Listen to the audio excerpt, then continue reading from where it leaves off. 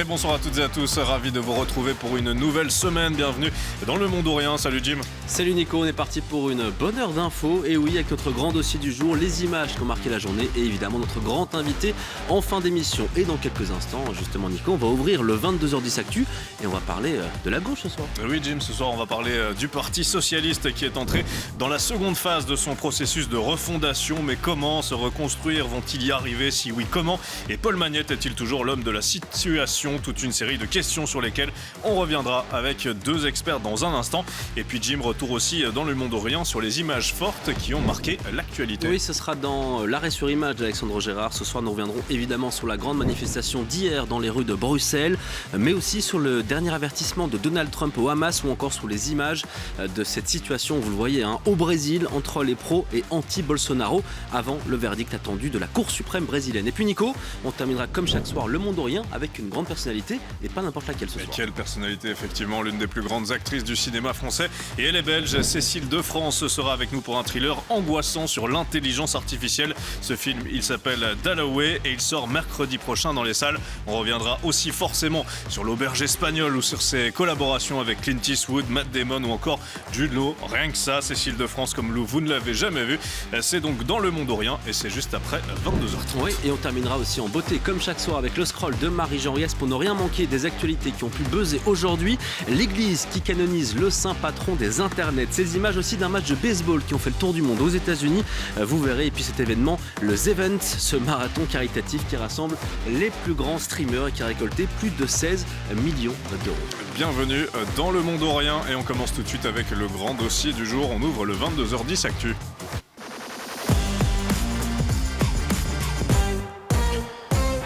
Et focus donc, Jim, ce soir sur le Parti Socialiste de Paul Magnette. Oui, un Parti Socialiste, un PS, qui poursuit donc sa refondation après la claque des élections de l'année dernière. Tout y est discuté, ou presque. Le positionnement du parti, les priorités des militants, le changement de nom ou d'incarnation, ou encore la question des alliances. Un congrès intitulé « Demain sans tabou » et cette volonté des militants de, je cite, retourner aux fondamentaux, de retourner aux sources, aux origines du socialisme. Et on commence, Jim, sur le positionnement. Oui, on peut, sur cette question, les socialistes ont fait le choix de ne pas choisir. On ne va ni aller plus à gauche, ni aller plus au centre. Déclaration de Paul Magnette. Et le jeu d'équilibriste, il est plutôt compliqué pour les socialistes aujourd'hui. Faire un virage à gauche ouvrirait un boulevard aux engagés ou dans une moindre mesure au MR, alors qu'un recentrage ouvrirait la porte au PTB. Mais il y a un tabou, Jim, qui a été brisé l'année dernière. Oui, les alliances passées avec l'extrême gauche, on vient de le voir, Raoul Debeau, avec à Molenbeek notamment, à Mons ou encore à Forêt, avec cette justification, le futur combat idéologique doit avoir lieu avec la droite. En 2029, mieux vaut le PTB que le MR de Boucher, déclaration de Nicolas Martin, qui n'est d'ailleurs pas le meilleur ami du président du MR, rappelons-le. Il y a quand même ici un clivage dans la famille socialiste entre ceux qui pointent le MR et les engagés comme la menace, et puis ceux qui pointent le PTB. Au niveau des thématiques, des choses vont changer au PS ? Oui, pour ce qui est des priorités choisies par les militants, pas de grosses surprises. Le pouvoir d'achat, le travail, les services publics, le climat, encore l'enseignement, mais c'est peut-être en termes d'image qu'il va falloir changer les choses. Thomas Dermine, par exemple, disait qu'il fallait absolument redéfinir cette image socialiste, souvent assimilée, on s'en rappelle, au parti des assistés. Un bourgmestre socialiste raconte d'ailleurs que la force du récit, elle manque aujourd'hui chez les socialistes, à la différence des libéraux, comme par exemple cette phrase que vous voyez à l'écran. Lors des fêtes de Wallonie dans ma commune, des ouvriers communaux m'ont avoué qu'ils avaient voté MR parce qu'ils voulaient avoir les 500 € promis en plus.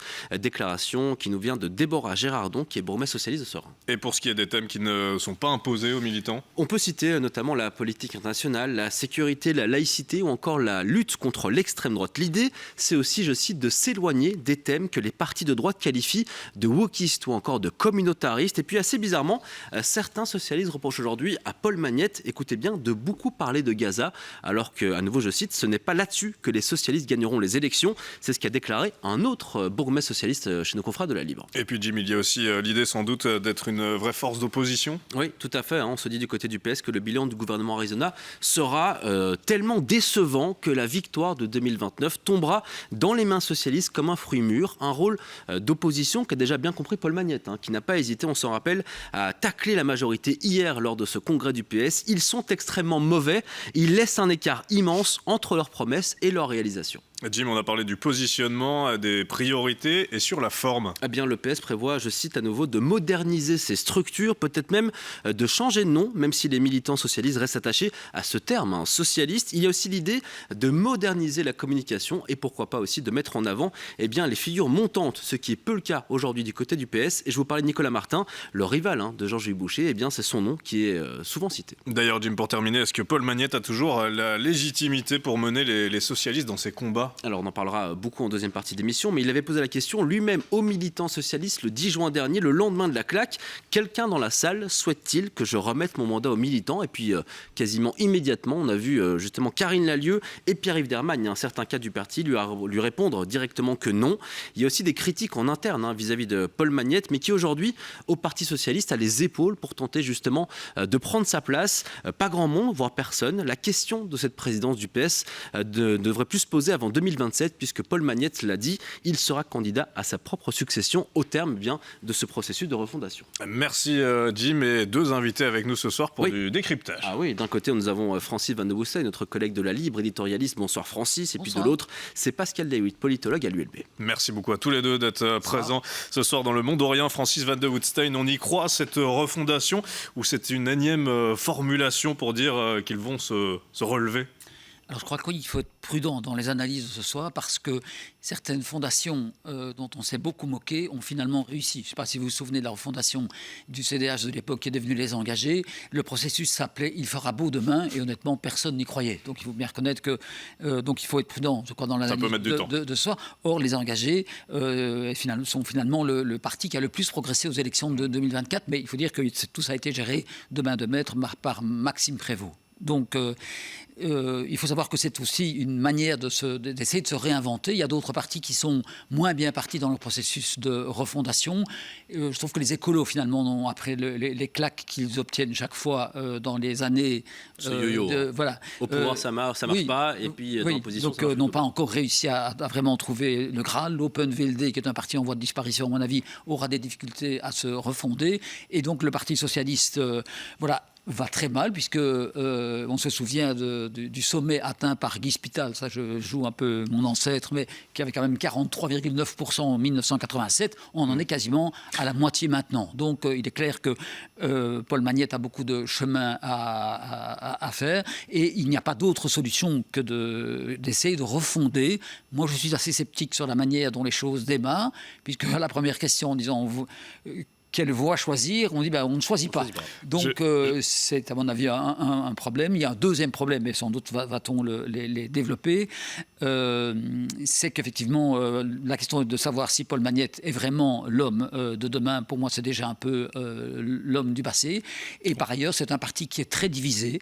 Alors au MR, disons que les choses ont éclaté de manière publique il y a une semaine, mais si on laissait les micros ouverts quand on rencontre des personnalités politiques, on trouverait des choses quand même assez intéressantes aussi. C'est parfait, vous avez fait le résumé de ce dont on va parler. Merci Francis. Justement, Paul Magnette dit on ne nous demande pas de changer qui nous sommes, mais d'être pleinement nous-mêmes, de revenir à nos valeurs, à notre histoire, à nos combats. Une refondation, ce n'est pas tout bouleverser. Comment vous l'interprétez cette phrase, Pascal Deluise ?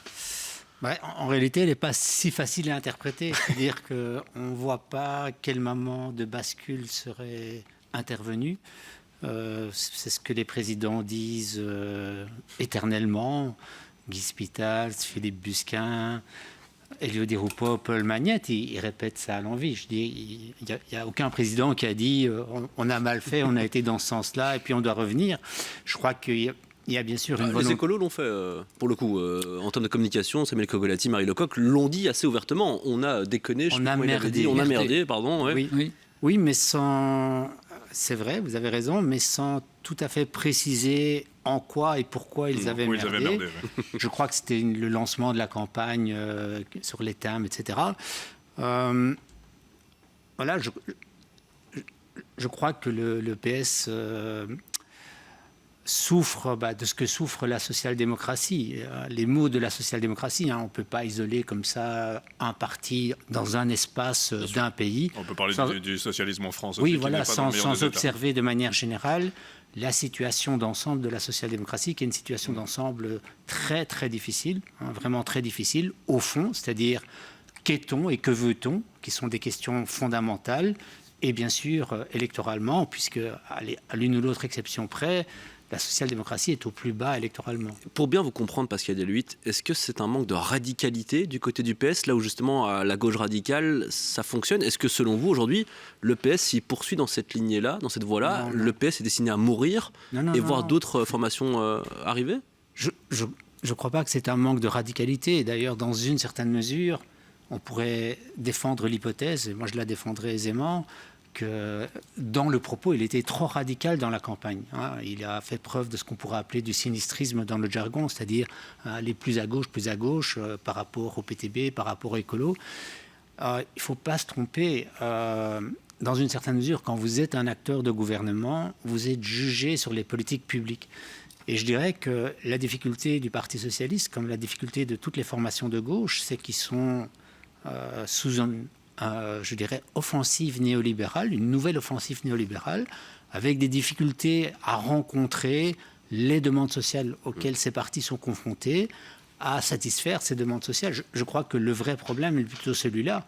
Un parti de gouvernement qui a obtenu des choses sous la Vivaldi, mais néanmoins, par rapport aux attentes sociales, par rapport au creusement des inégalités, une partie de l'électorat ne les suit plus. Et je ne crois pas que c'est le discours a de l'importance en politique, mais que c'est d'abord une question de discours. C'est d'abord une question de politique publique que l'on mène et de choix que l'on prête. Et de positionnement, de stratégie. On va y venir, Pascal Deluitte, dans quelques instants. Mais avant ça, Francis Van Hoogenstein, un mot quand même sur ce qu'ont matraqué les libéraux tout au long de cette campagne en disant le PS aujourd'hui n'est plus le parti des travailleurs, mais bien le parti des assistés. À quel point est-ce qu'il faut un changement narratif du côté du PS pour justement tenter de l'opérer réellement, cette refondation? Mais c'est vrai qu'il n'y a plus de narratif au PS. Donc d'ailleurs, la phrase de la bourgmestre que vous citiez tout à l'heure montre bien que le public habituel du Parti socialiste s'est fait des ouvriers qui lui ont dit moi j'ai voté MR pour ces 500 euros.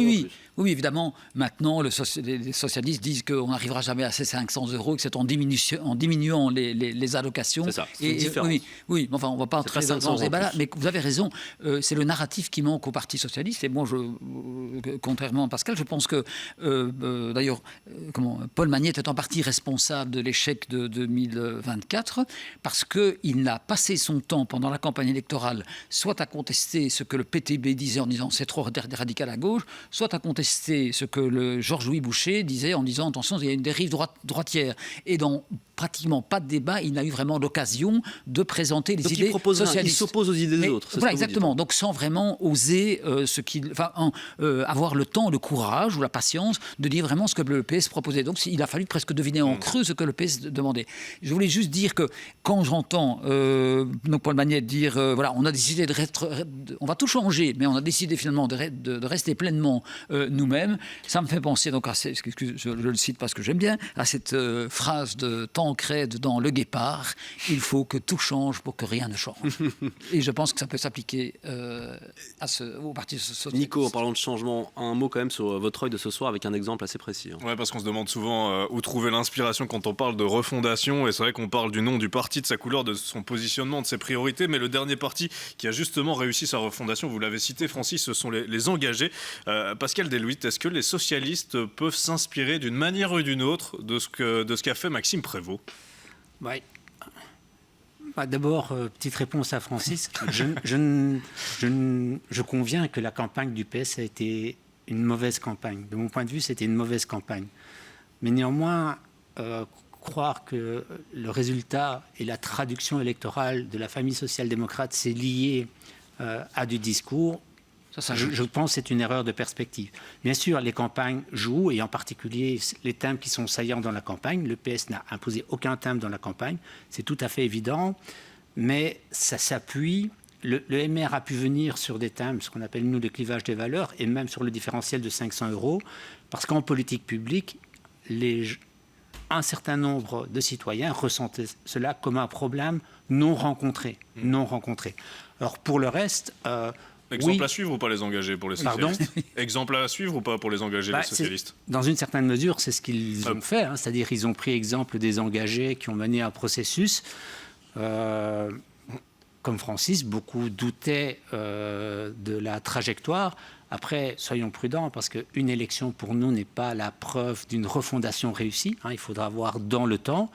il faut quand même bien souligner que les engagés ont profité d'un effet de situation, c'est-à-dire une droitisation du discours du MR et une gauchisation des discours du PTB, des Colos et du PS. Il y avait une place à prendre. Ouais. Il y avait un électorat centriste qui, je dirais peut-être par défaut, de centre-droit et de centre-gauche, a opté pour les engagés. Aujourd'hui, on voit que ce parti n'est pas si centriste qu'il l'a déclaré. Donc on verra si, dans le temps, les engagés peuvent maintenir le bon électoral qu'ils ont rencontré aux élections de juin et aux élections d'octobre. Justement, par rapport à ça, et toujours sur le positionnement, Francis Van Hoostein, je l'ai expliqué, cette stratégie qui paraît compliquée pour les socialistes, soit ils se rapprochent de la gauche au risque de laisser un espace à droite, soit ils se rapprochent de la droite au risque de laisser un espace à gauche. Est-ce qu'il y a un scénario, une stratégie à privilégier, selon vous, Francis Van Hoostein, pour les socialistes? Alors, il est clair que maintenant, le PTB a pris une grande place au sein de la gauche et que les engagés ont d'abord prouvé qu'il y avait un centre en politique, alors qu'on croit souvent qu'il n'y a que la gauche et la droite. Donc, et les engagés sont allés puiser des voix partout, au MR, au PS, et chez les écolos en particulier. Il faut rappeler, c'est ce que j'essaie de dire tout à l'heure en introduction, que le PS est aussi partagé entre, je dirais, peut-être deux lignes de fracture, mais je simplifie volontairement. Il y a ceux qui veulent effectivement pousser le PS plus vers la gauche. C'est la tendance un peu de Christy Morel et de Thierry Botsson, celui qui était le leader de la SGTB.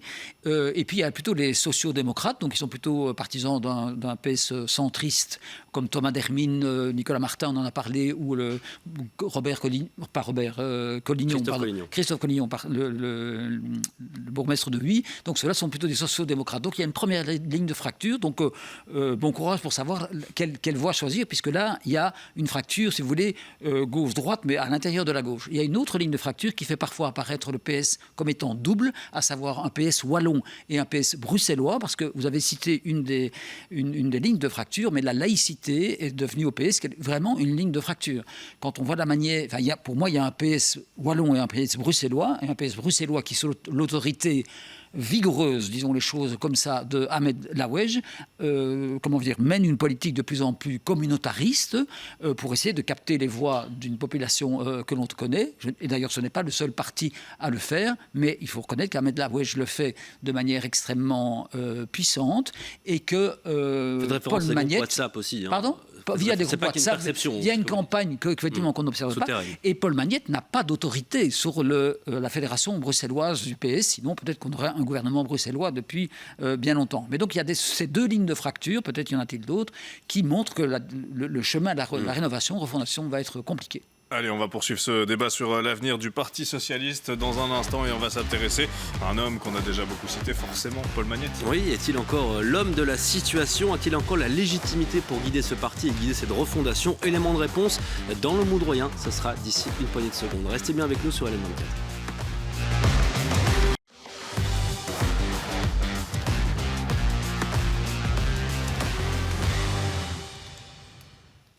De retour dans Le Monde ou Rien, votre émission d'information tous les soirs sur LN24 de 22 à 23h. Nico, on parlait du PS il y a quelques instants. Le PS qui opère sa refondation, on a parlé de positionnement, d'image, de sujets clés aussi. Parlons à présent de l'incarnation. Paul Magnette est-il encore l'homme de la situation? Au PS, c'est Marie Joriès qui tente de répondre à cette question. Alors c'est une vraie question, parce que Paul Magnette, il a quand même subi 2 grosses défaites électorales ces derniers mois. La première en juin, lors du triple scrutin en Belgique. Le PS a perdu une part significative de son électorat. À l'époque, le 10 juin, Paul Magnette met sa démission dans la balance, mais il est soutenu par une grande partie des cadres de son mouvement. Et puis quelques mois plus tard, en octobre, nouvelle défaite électorale pour le PS aux élections communales. Alors aujourd'hui, Paul Magnette est-il toujours légitime à la tête de son parti? En tout cas, il bénéficie toujours du soutien d'une large partie de son mouvement. Enfin, Paul Magnette, il n'a pas l'air tout simplement de vouloir quitter la présidence du PS aujourd'hui. Pascal Delouit, refonder un parti tout en gardant le même président, est-ce que c'est un peu perdu d'avance? Non, ce n'est pas nécessairement perdu d'avance. Regardez le processus que vous avez évoqué, CDH engagé, Maxime Prévost a conduit le processus. Même dans une certaine mesure, si vous regardez le PS 2007-2010, le PS a subi une cuisante défaite en 2007. Elio Di Rupo a lancé un processus et en 2010 a gagné les élections qui ont finalement amené... Donc ça peut encore être l'homme de la situation, Paul Magnette? Alors, par hypothèse, en tout cas, ce n'est pas mutuellement exclusif. Néanmoins, rentrer dans le processus en disant on se refonde et en 2027, je me fais réélire président. C'est bizarre. Ça a été étrangement perçu à l'intérieur des rangs du PS, ça c'est sûr. Francis, est-ce que Paul Magnette est toujours le leader socialiste dont le parti a besoin, selon vous? Mais ce qui est inquiétant, c'est de penser qu'il n'y a que lui qui pourrait effectivement sauver le Parti socialiste du marasme dans lequel il se trouve. Il avait été élu avec 93,5% des voix, mais il était le seul candidat. C'est un peu le problème de ces présidents de parti, c'est de faire un peu le ménage autour d'eux pour que seule leur personnalité apparaisse. Vous pensez à qui d'autre, Francis? Attendez, par exemple, on l'a dit, le nom de Nicolas Martin est souvent cité. Alors, le principal reproche que l'on peut faire à Paul Magnette, je trouve, c'est un homme brillantissime. C'est vrai que les Français le voulaient comme tête de liste aux élections européennes lors des dernières. Mais est-ce que ça met une distance, ce côté brillant, intellectuel, il fait son pain, etc. C'est ce que j'allais vous dire. Donc c'est un intello brillant dans les débats. Enfin, je veux dire, il est d'une intelligence remarquable, mais c'est pas ce qui en fait un bon président du Parti socialiste. Il n'a pas la gouaille d'un André Coles, donc il est mal à l'aise, même s'il met des t-shirts noirs maintenant, parce que sans doute que ça fait un peu trop bourse de mettre un veston. Mais c'est pas ça qui va le rapprocher des militants. Dans les campagnes électorales, il ne va pas vers les gens. Et il est souvent entouré de plein de personnes qui distribuent des petits des flyers, mais lui, il a du mal à aller au contact avec la base. On voit bien qu'il a le langage d'un, je ne vais pas dire que c'est la gauche caviar, parce que ça c'est un slogan un peu éculé, mais si vous voulez, quand même. Donc il n'a pas le contact, je dirais, tactile, presque humain, sensuel, je ne sais pas comment dire, physique, avec les gens que pouvait avoir un André Coles quand il prenait la parole. C'est intéressant parce qu'en termes d'image, on l'a dit à quel point c'est important dans la politique d'aujourd'hui, et en particulier pour les socialistes en pleine refondation. Est-ce que Paul Magnette est l'image du socialiste que le parti veut montrer justement aux militants et aux futurs électeurs, selon vous, Pascal Deluitte? Ou est-ce qu'il a un côté, comme on l'a dit, trop propre sur lui, trop intellectuel, qui fait que ça crée une distance? Je dirais, je ne suis pas d'accord avec Francis, c'est-à-dire j'ai suivi plusieurs campagnes électorales de plusieurs hommes et femmes politiques et je ne crois pas que Paul Magnette a un problème d'appréhension des électeurs et des électrices. À Charleroi, j'ai même été régulièrement avec lui, marchant dans la rue. Il avait le même tropisme, franchement, à Charleroi qu'Élio Di Rupo à Mons, c'est-à-dire tout le monde le salue et lui salue tout le monde, quelqu'un d'attentif. Donc je crois qu'il n'a pas ce problème-là. Le problème, me semble-t-il, de Paul Magnette, c'est d'accepter un investissement, je dirais, quasi total. C'est-à-dire, on peut prendre les personnalités que vous avez évoquées, André Coles, Guy Spitals, Philippe Busquin, Élio Di Rupo, c'est des personnalités très différentes, vraiment très différentes, mais tous étaient à 1000% dans la présidence du PS. Et Paul Magnette, il veut se laisser des espaces de liberté. Et je pense qu'à ce niveau-là, on est pleinement dedans ou on ne sait pas être dedans. Et je crois que c'est la réflexion que lui-même doit avoir. C'est-à-dire, est-ce qu'il accepte d'être pleinement dedans? En fait, dans le parti, c'est principalement ça qu'on lui reproche. Il a fait des choix qui n'étaient peut-être pas les plus heureux, mais on estime qu'il n'est pas investi totalement. C'est plutôt ça que moi j'ai comme retour. Parce que Francis, quand on parle d'autres personnalités fortes aussi nécessaires au sein du Parti socialiste, qui par exemple pour défier un Georges-Louis Boucher en débat aujourd'hui? Eh bien, pour l'instant, je ne vois que Paul Magnette, parce qu'ils sont tous les deux très forts, il faut le reconnaître, chacun dans leur manière de défendre leur position. Là encore, je dis que Paul Magnette est un excellent débatteur, parce que c'est un homme qui a une culture, qui a été prof d'université, donc ce n'est pas ça qu'il faut mettre en cause. Mais là où je rejoins Pascal, même si je ne retire pas ce que j'ai dit sur la distance qu'il a vis-à-vis des électeurs, mais c'est qu'il n'a jamais été président à temps plein. Il était bourgmestre de Charleroi, professeur d'université. Et dans une interview au Nouvel Obs il y a 3 ans, il expliquait qu'il consacrait 1 jour et demi à la présidence de son parti. Donc ça, on peut retrouver dans les archives. Forcément, c'est un boulot à temps plein. Il paye à temps plein pour ça. Donc le désinvestissement, plutôt le non-investissement de Paul Magnette à la présidence du PS, voilà, a amené les résultats que l'on connaît. Et d'ailleurs, c'est un homme de la défaite pour l'instant. D'ailleurs, et il ne conteste pas qu'il a perdu les élections, forcément. Deluitte, quand je posais la question, oui. Pascal Deluitte, quand je posais la question justement à Francis, désolé, quand je posais la question à Francis sur une personnalité qu'on pouvait mettre aujourd'hui face à Georges-Louis Boucher dans un débat, Francis me disait personne à part Paul Magnette. Vous n'avez pas l'air d'accord? Non, je ne suis pas d'accord. Je pense qu'il y a des personnalités au PS qui sont parfaitement capables de débattre avec Georges-Louis Boucher. Nicolas Martin a gagné les élections. Oui, mais je l'ai cité. Oui, mais il était en campagne contre Georges-Louis Boucher. Oui, donc, à Mons. Oui, à Mons. On nous annonçait un ric-rac à Mons. Il a les épaules pour être le président du PS, Non, Nicolas Martin. moi, je ne vous dis pas que Nicolas Martin sera le prochain président du PS, mais il y a parfaitement des gens au PS capables de débattre avec Georges-Louis Boucher sans grande difficulté, même si la communication de Georges-Louis Boucher n'est pas sans poser des problèmes dans les débats. Après, oui, il y a des gens... Vous savez, malheureusement, je ne suis plus si jeune et on me posait déjà la question, qui pour succéder à Busquin? Est-ce que quelqu'un peut... Et puis, on m'a posé la question en 2007, qui pour succéder à Di Rupo? Il n'y a personne pour succéder à Di Rupo. Donc, toujours quelqu'un. Bien sûr qu'il y a des gens. C'est-à-dire, il y a des gens, il y a à la fois une génération qu'on a vue aux affaires, Pierre-Yves Dermagne ou Christy Montréal, et puis il y a des bourgmestres imposants. Nicolas Martin a réussi ses paris électoraux, à la fois en 2024 et en 2018. Thomas Dermine a réussi son entrée électorale communale. Le PS n'a pas perdu les élections à Liège. Christy Montréal a réussi son déménagement d'Esneux vers Liège. Vous avez Déborah Gérardon, vous évoquiez le cas de Seurat. On parle aussi de Ludivine de Nonder à Tournai. Donc il y a des personnalités. Oui, Pascal Delvit, juste pour terminer, vraiment en très peu de temps si possible, un changement de nom, un changement de logo, un changement de couleur, est-ce que ça a du sens dans la discussion qu'on a ce soir ou pas? Alors, ça n'a du sens que s'il y a un changement sur le fond. Si on change ça sans changer le fond, ça n'a pas de sens, je pense. Bon, merci en tout cas à tous les deux, Francis Van Housten, qu'on prend toujours plaisir évidemment à lire dans La Libre, Merci. et puis merci aussi à Pascal Delvit d'avoir répondu favorablement à notre invitation. À bientôt à tous les deux sur LN24. Nico, on poursuit cette émission, on poursuit un Mondorien, ça continue en images. Oui, une image chez nous d'abord, celle de plusieurs dizaines de milliers de personnes rassemblées à Bruxelles en soutien à Gaza. L'image aussi de Donald Trump et son dernier avertissement au Hamas qui se dit prêt à négocier. Et puis direction le Brésil, divisé par des manifestations pour et contre Bolsonaro avant le verdict de la Cour suprême. Tout ça, c'est dans l'arrêt sur image et c'est signé Alexandre Gérard.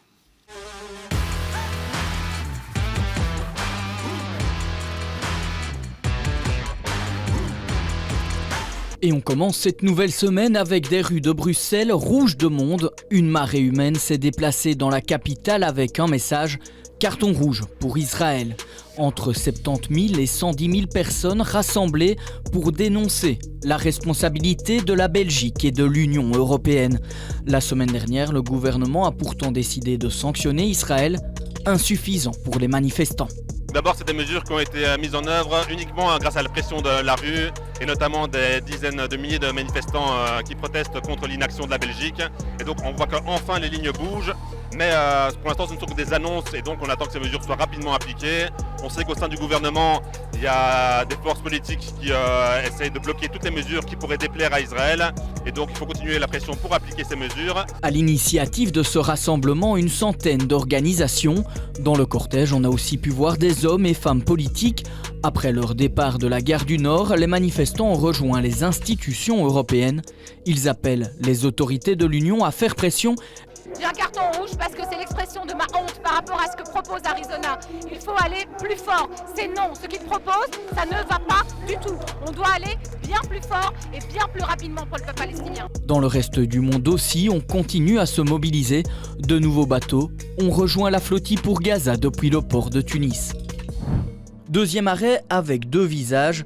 Donald Trump et Israel Katz lancent un dernier avertissement au Hamas. Sur la table, une proposition pour libérer les otages. Selon Tsahal, 47 personnes seraient encore coincées dans l'enclave, 27 sont présumées mortes. I think we're going to have a deal on Gaza very soon. It's a hell of a problem. Again, it's a problem we want to solve for the Middle East, for Israel, for everybody. But it's a problem we're going to get done. So they have hostages. Confident you can get them all released? Yeah, I think so. I think we're going to get them all. Le Hamas s'est dit prêt à se rendre directement à la table des négociations. Trump a prévenu le mouvement islamiste des conséquences en cas de refus. Dans le même temps, une fusillade mortelle a touché Jérusalem-Est ce matin, un attentat salué par le Hamas.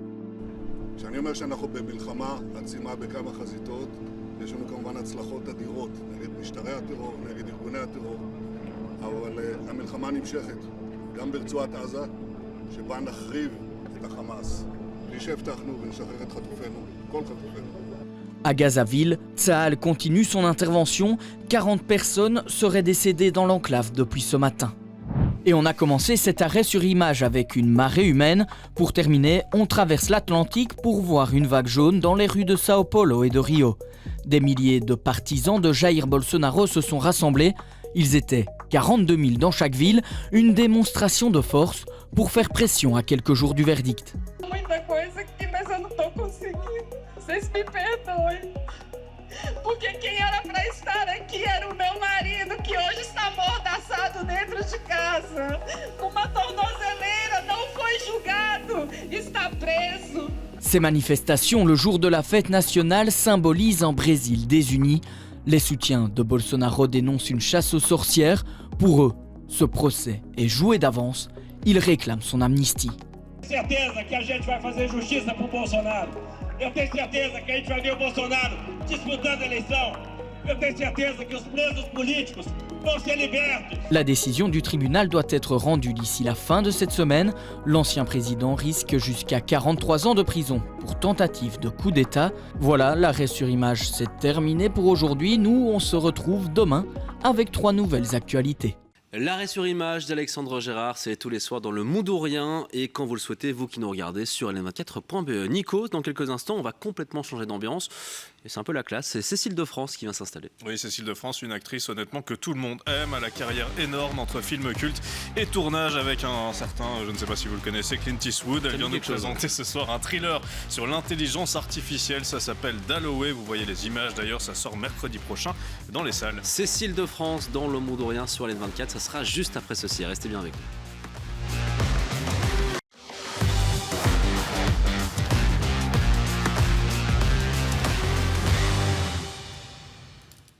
De retour dans le Monde ou Rien, merci de nous suivre sur LN24, toujours avec Nicolas Pipin. Nico, place à notre grand invité du soir, place à la règle de 3 de Cécile de France.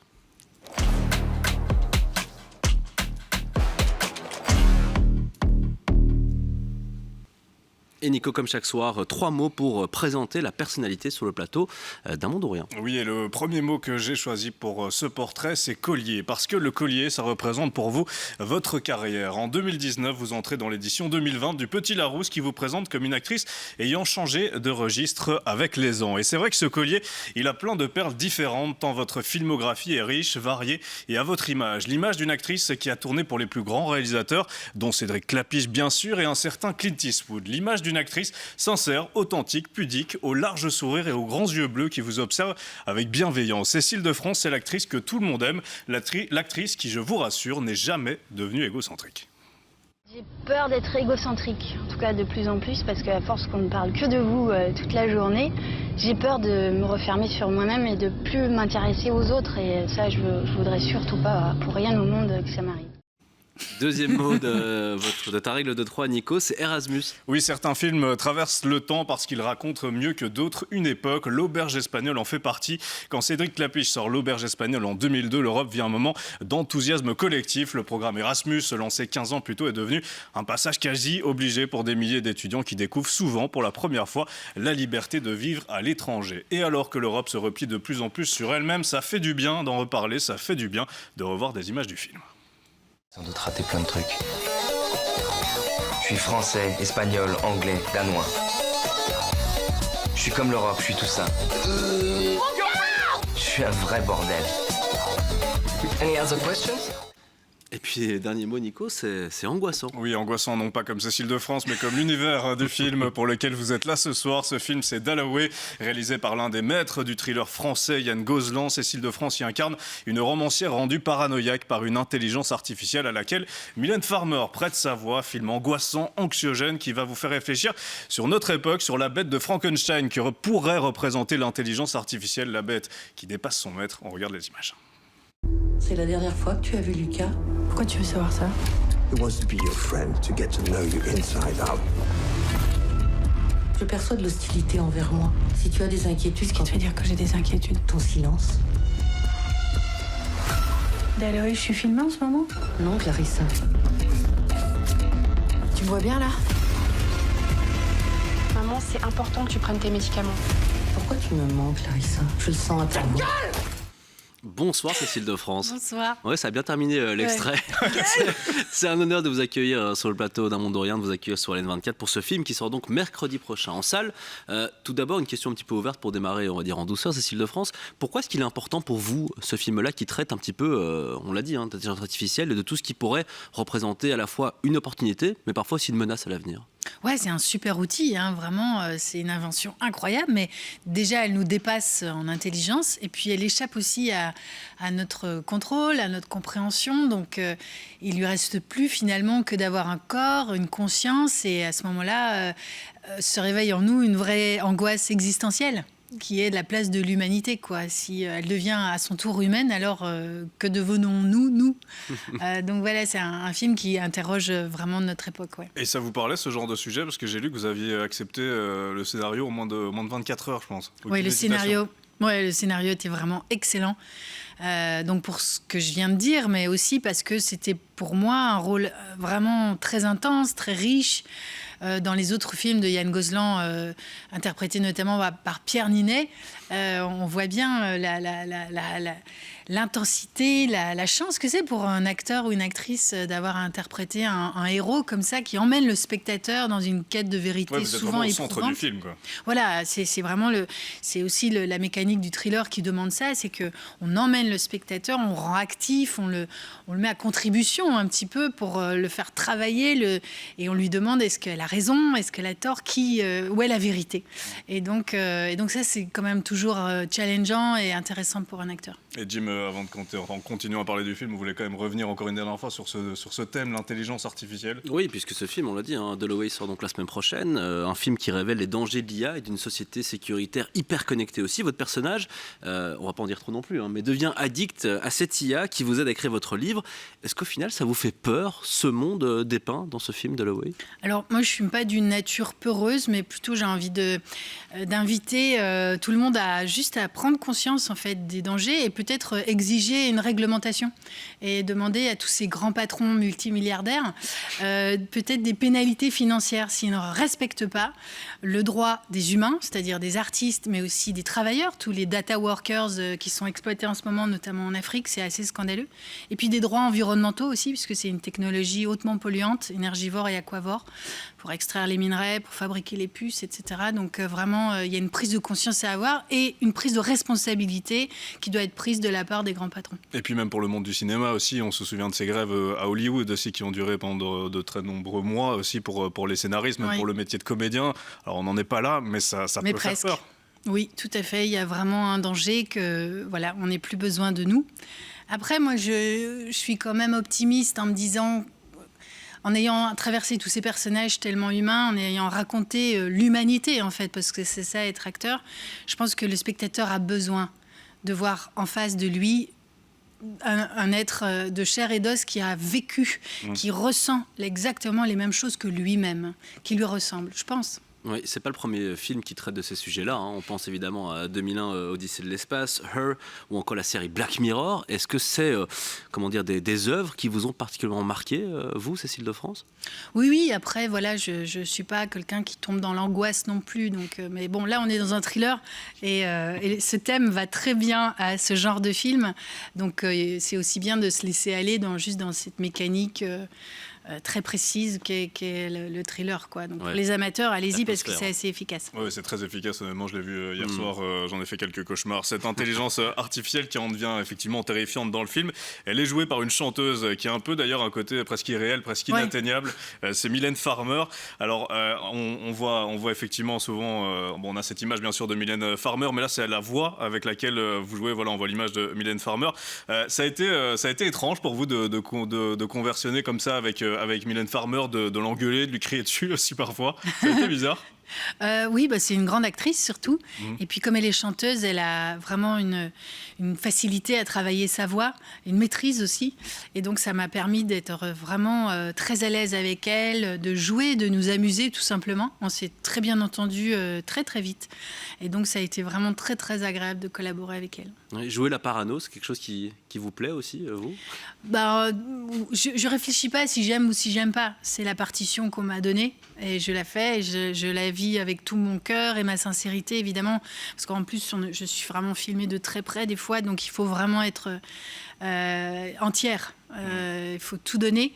Et voilà, mais c'est un défi et c'est ça qu'on aime aussi quand on est comédien. En tout cas, votre performance est assez exceptionnelle dedans, je tenais à vous le dire. J'aimerais aussi qu'on revienne sur le succès d'un film culte dont j'ai parlé, L'Auberge espagnole, pour lequel vous avez reçu le César du meilleur espoir féminin.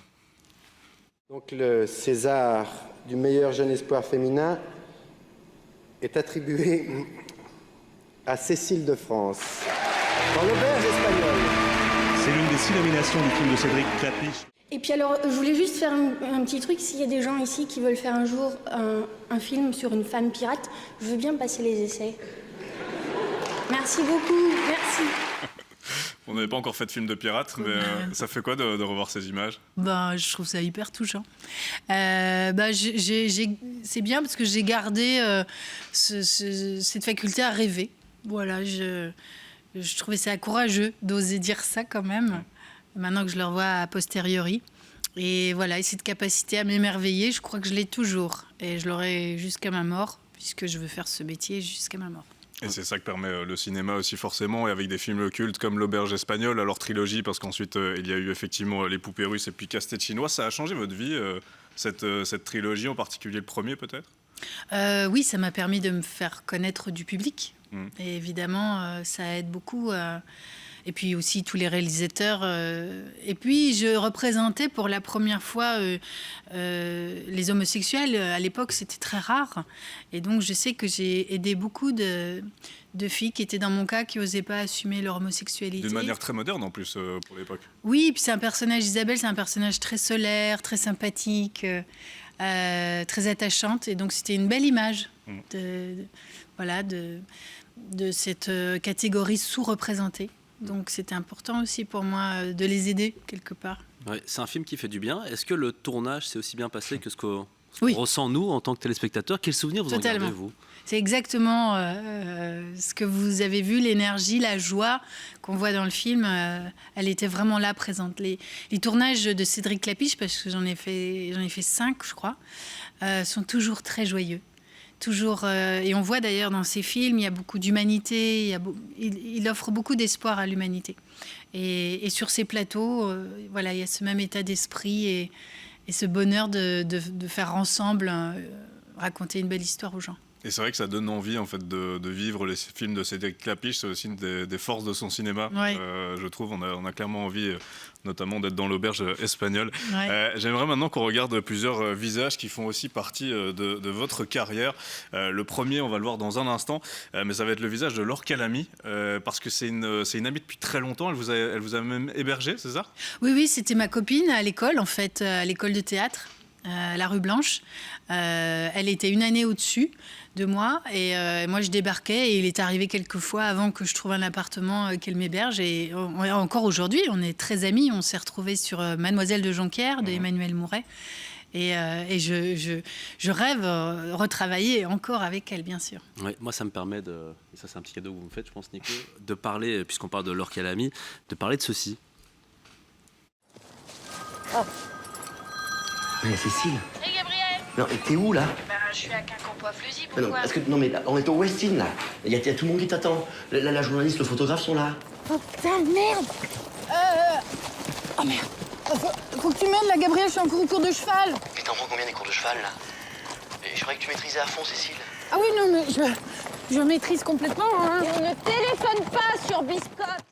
Série absolument incroyable. Ouais, en plus, vous êtes incroyable là-dedans aussi. Vous êtes la toute première qui a accepté justement de tourner là-dedans dans 10%. Pour ceux qui ne connaissent pas, vous jouez votre propre rôle puisqu'on suit une série d'agents qui vont s'occuper de stars comme vous. Oui, voilà. Mais c'est vrai que les acteurs étaient un peu frileux parce qu'on dévoile un petit peu tout. On met beaucoup d'énergie à rendre tout cet univers très glamour, très mystérieux. Et en fait, finalement, mais c'est pas mal parce qu'on voit que vous êtes des gens comme tout le monde d'une certaine manière. Bah aussi. Oui, voilà. Et ça a cartonné. Ils ont fait cette série dans tous les pays, d'ailleurs, dans toutes les langues. Et donc, oui. Et alors, qui joue dedans, un rôle incroyable. Qui est incroyable. Vraiment. D'ailleurs, c'est vrai que même monté à cheval, c'est pas une de vos plus grandes forces, même en vrai, non? Oui, même en vrai. Oui, Ça, j'ai pas eu de mal à faire comme si je savais pas. Ouais, puisque le personnage ment d'ailleurs pour un rôle. C'est le fait qu'elle s'est montée à cheval et finalement ça se passe pas Oui, si voilà. bien que ça. Autre image qu'on va voir, c'est celle, je le disais dans la présentation aussi, de Clint Eastwood, puisque vous avez quand même été choisi par Clint Eastwood pour jouer dans son thriller Au-delà avec Matt Damon. On se dit quoi quand Clint Eastwood nous veut dans un film? On n'y croit pas. Bah oui, j'imagine. On doit se pincer pour se dire que c'est vrai. On est vraiment dans un état de choc et d'extase absolue. Ouais, c'est assez fou. Et il y a d'ailleurs une scène en particulier qui vous a marqué dans ce film, je pense, la scène où, bon, j'espère que, désolé pour les gens qui ne l'ont pas vu, mais une scène où vous vous noyez, où il y a vraiment, Clint Eastwood a été ultra méticuleux sur cette scène. Oui, en fait, j'étais sous l'eau et même quand on retient sa respiration, il y a toujours des toutes petites bulles d'oxygène, des petites bulles d'air qui sortent. Et il est venu me voir, il m'a dit, tout gentiment, est-ce que tu pourrais ne pas avoir de bulles d'air? Donc j'ai dit, morte, vraiment. bien sûr. Et donc j'ai vraiment expulsé tout mon oxygène de mes poumons. Et là, on me tire, parce qu'on est tiré comme ça à moins 9 mètres. Et là, seulement il fallait jouer. Et là j'ai dit, ah merde, je vais mourir pour Clint Eastwood. C'est quand même un peu beaucoup, non? Et en fait, ça s'est très bien passé. Mourir pour Clint Eastwood, certains le pourraient. Et Matt Damon, il est comment comme acteur? Matt Damon est absolument adorable, hyper professionnel, un amour, vraiment. C'est un très grand acteur. Vous voyez la différence entre acteurs américains et acteurs européens, français ou belges? Est-ce qu'il y a quelque chose en plus chez les acteurs américains, ne serait-ce que dans leur histoire, dans leur parcours, etc.? Ouais, je sais pas, où ils sont très... ils préparent beaucoup. Ça, c'est sûr. Après, moi-même, je suis souvent impressionnée, hein, donc ça rend pas très objectif ma vision d'eux. Mais c'est des bosseurs, en tout cas, et du coup, ça m'encourage à faire comme eux, parce que j'aime bien beaucoup préparer, et eux, je vois qu'ils préparent aussi beaucoup, ils aiment bien. C'était un rêve, le cinéma américain, ou c'est venu un peu comme ça? Oui, bien sûr, c'est un rêve, mais... Si, en passant les essais, j'ai prié pour être prise. Hein. J'ai eu une autre expérience américaine aussi qui m'a vraiment mis plein d'étoiles dans les yeux. C'était le tour du monde en 80 jours. Avec Jackie Chan, je voulais vous poser des questions là-dessus, parce que moi je suis un immense fan de Jackie Chan, ça existe encore. Comment il est Jackie Chan dans la vie de tous les jours, sur le tournage? Est-ce qu'il est aussi impressionnant que ça, avec notamment tout ce qu'il fait physiquement, hein? Oui, il est très impressionnant. Et puis c'est lui qui filmait toutes les cascades, c'est lui qui dirigeait carrément la seconde équipe qui s'occupait de filmer les scènes d'action. Donc c'est un grand maître. Un grand acrobate en fait. Ouais. Il est très impressionnant. Ouais. Bon, autre image quand même, hein, parce qu'on a tellement d'images à vous montrer, mais on doit sélectionner. Elle va apparaître, hein, c'est une autre star hollywoodienne, c'est Jude Law, avec qui vous avez tourné dans cette série de New Pope. À nouveau, je ne vais pas être très original, mais il est comment Jude Law, Cécile Defranc? Un peu comme Matt Damon, justement. Il prépare énormément. Et il avait un rôle vraiment très, très difficile, avec beaucoup, beaucoup de textes, puisqu'il jouait le pape, qui devait souvent faire de très longs discours devant une foule hallucinante. Et jamais je l'ai vu de mauvaise humeur, jamais je l'ai vu être aigri ou agacé ou irrité. Il a toujours été hyper pro, quoi, et hyper classe. Il a vraiment la classe. Et en parlant d'acteurs qui ont la classe, c'est vrai que vous avez refusé aussi un rôle dans un film avec Brad Pitt? Alors le rôle n'était pas assez important et intéressant, surtout pour moi, et puis j'aimais pas trop les films de zombies, donc j'ai dû dire non. Hein, c'est ça? Comment? Vous avez refusé World War Z? J'ai dû refuser, ouais. C'est un des films préférés de Jim, hein, c'est pour ça. Non, c'est pas ça non plus, mais il y a parfois des regrets en tant qu'actrice de refuser tel ou tel film? Je regrette pas du tout, hein. Mais tout le monde m'en parle, mais... il est très mal coté, ce film. Non, vraiment, je vous jure. Moi, je le trouve très bien, mais il est très mal le coté. rôle, surtout, était... Moi, j'en avais un peu marre aussi. C'était une période où j'en avais marre de jouer la femme de, la copine de, la confidente de, la maîtresse de. Maintenant, j'ai envie de jouer des vrais rôles. Si même Cécile Defranc doit se battre pour ça, ça paraît quand même... Non, mais comme dans Dalloway, en tout cas, vous êtes le personnage central de ce film. On ne voit que vous. Non, mais j'aime bien aussi faire des seconds rôles. Hein. Je veux que des rôles centraux. Dans le film de Cédric Clapiche, j'ai eu 6 jours de tournage, mais je me suis tellement amusée. Ouais. Et il y a une dernière image que je voulais voir avec vous. Alors, ça n'a rien à voir avec le cinéma, c'est un clip. On va regarder. Bonjour à Mac Morning, s'il vous plaît, quand elle me répond trop tard. Désolé monsieur, il est midi et après-midi, eh bien le Mac Morning c'est fini. Je lui dis quand je vous ai demandé, il était 11h59. Faites un effort, je veux un morning salé, vous savez celui avec l'œuf. Elle me dit, il est midi, je vous l'ai dit, c'est fini. Prenez un Big Mac ou allez voir ailleurs si j'y suis. Je pète les plombs. J'ai peur d'en un coup voir Dicis la peste à la place de Cécile de France. Comment ça s'est fait cette histoire? Moi, j'avais complètement oublié, j'ai vu ça et c'était complètement fou de vous voir dans ce clip en fait. Mais j'étais pas du tout connue. Il m'a choisi, je sais pas pourquoi. Voilà, c'était vraiment avant tous les films. Hein, donc c'est drôle de voir ça parce que moi, c'était, je l'avais fait comme ça. J'avais passé, je sais même plus. C'est même pas Cécile de France, c'était bien avant tout ça, quoi. En tout cas, c'est très marrant de voir ces images. Ouais, peut-être pour terminer, juste Cécile de France, ici on est en Belgique, vous êtes belge, parfois les gens l'ignorent, c'est absolument dingue, peut-être que c'est votre nom qui joue aussi, Cécile de France évidemment.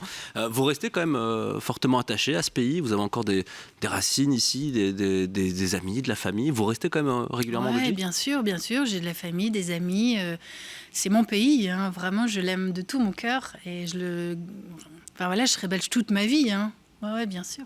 Ouais, c'est bon à entendre. On n'a pas cité les frites ou d'autres choses, c'est très bien. En tout cas, c'était un plaisir vraiment de vous avoir ce soir dans Le Monde Orient.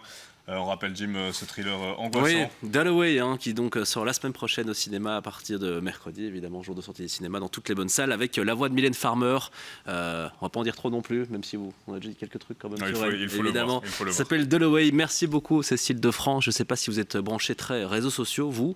Pas du tout. Pas du tout. Écoutez, ça tombe bien parce qu'il s'en passe des choses sur les réseaux sociaux. En tout cas, nous, tour d'horizon des choses qui ont buzzé aujourd'hui sur les réseaux, sur les internets, avec le scroll de Marie-Jean Riès.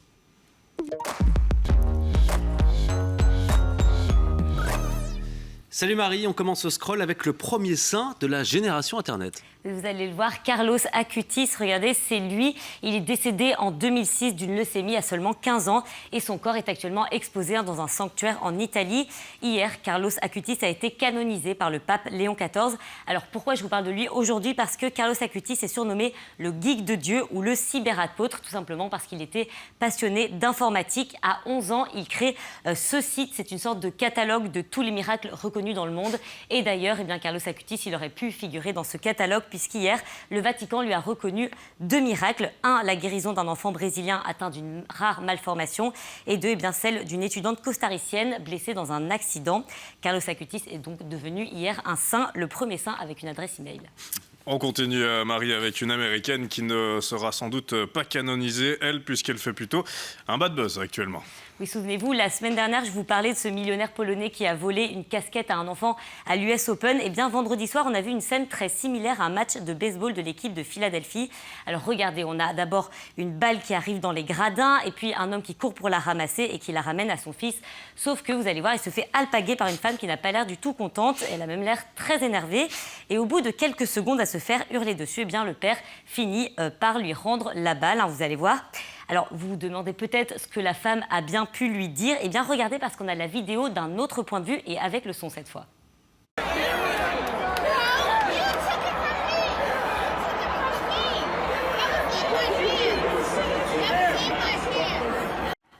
Alors ces images, elles sont devenues virales ce week-end. La photo de cette femme a commencé à être partagée en masse par les internautes. Il y a même, vous allez voir, un avis de recherche qui a été lancé au nom de Karen. Vous savez, Karen, c'était cette expression sarcastique pour désigner ces femmes blanches, américaines et autoritaires. Heureusement, l'histoire a un happy ending à l'américaine, puisqu'après le buzz de cette vidéo, l'équipe de Philadelphie a retrouvé l'enfant et lui a offert, vous le voyez, une batte de baseball. Ouais, décidément, il vaut mieux ne pas avoir la balle parce que finalement, on reçoit toujours un petit cadeau par la suite, ouais, que ce soit à l'US Open ou au baseball. Marie, on termine avec le plus grand événement caritatif des streamers français et qui bat encore des records. 16 millions d'euros récoltés au The Event ce week-end. C'est encore un record, vous l'avez dit. En gros, si vous n'avez jamais entendu parler de cet événement et si vous ne connaissez rien à Twitch, le The Event, si vous voulez, c'est comme le Téléthon ou le Cap 48, sauf qu'à la place de Julien Doré ou de Sophie Davant, on a des stars d'Internet qui s'enferment pendant un week-end dans une salle pour streamer et récolter des dons. Je vous mets une petite compilation pour vous montrer à quoi ça ressemble. J'ai découvert YouTube grâce à vous, toi et Seb.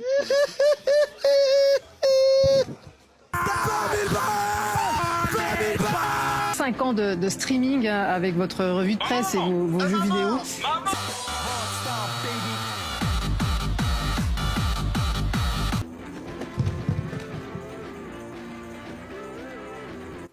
Voilà, des tatouages, des DJ sets, des jeux, des happenings, ça vous paraît peut-être complètement absurde, mais ça a un succès de dingue. Entre 500 000 et 1 million de spectateurs simultanés ont suivi le The Event ce week-end. Et je vous l'ai dit, plus de 16 millions d'euros ont été récoltés, 16 millions qui seront redistribués à 8 associations. Merci beaucoup Marie-Jean Ries. Le scroll est à retrouver tous les soirs dans Le Monde Orient. Puis quand vous le souhaitez, vous qui nous regardez sur LN24.be. Bon, Nico, on se retrouve demain pour un nouvel épisode du Monde Orient. Effectivement, avec la légendaire Catherine Lara. Et on a hâte de la recevoir demain dans Le Monde Orient. Merci Jim. Merci beaucoup. Merci à Richard De Wulf à l'édition. Merci à toutes les équipes techniques. Le Monde Orient, ça revient demain soir à 22h sur LN24.